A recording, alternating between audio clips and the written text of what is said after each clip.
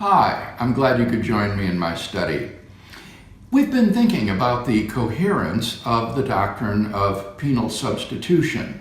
That is to say, the doctrine that God afflicted Christ with the suffering that we deserved as the punishment for our sins. Let's review now what we've seen so far. First of all, I argued that the penal substitution theorist does not need to maintain that God, in fact, punished Christ. It's sufficient for penal substitution to say that God inflicted the suffering on Christ, which would have been punishment had it been inflicted on us instead. So that penal substitution does not, in fact, require us to say that God punished Christ.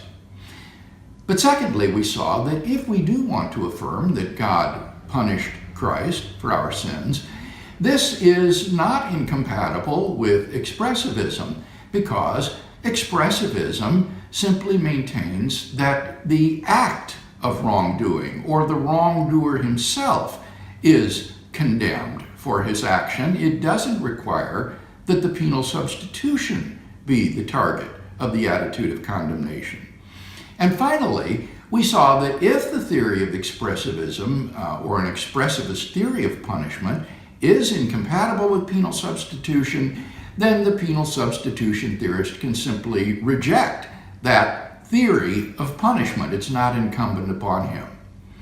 Now, so far, we've assumed that God does not, in fact, condemn Christ. But is that true?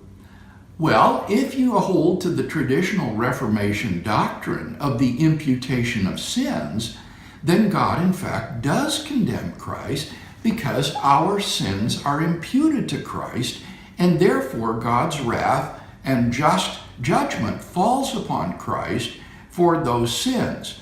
So, in fact, if you hold to the classical doctrine of the imputation of sins, there's simply no problem whatsoever in saying that God punished Christ for our sins and condemned Christ for those sins that were imputed to him. Now, imputation is a purely legal transaction. It's distinct from infusion. When the penal substitution theorist says that our sins are imputed to Christ, he doesn't mean that Christ becomes literally wicked, selfish, immoral, lustful, and so forth. It is a purely legal verdict which is pronounced upon Christ, that he is held liable and guilty for the sins which we have committed, even though he remains personally a virtuous, loving, compassionate, and holy person.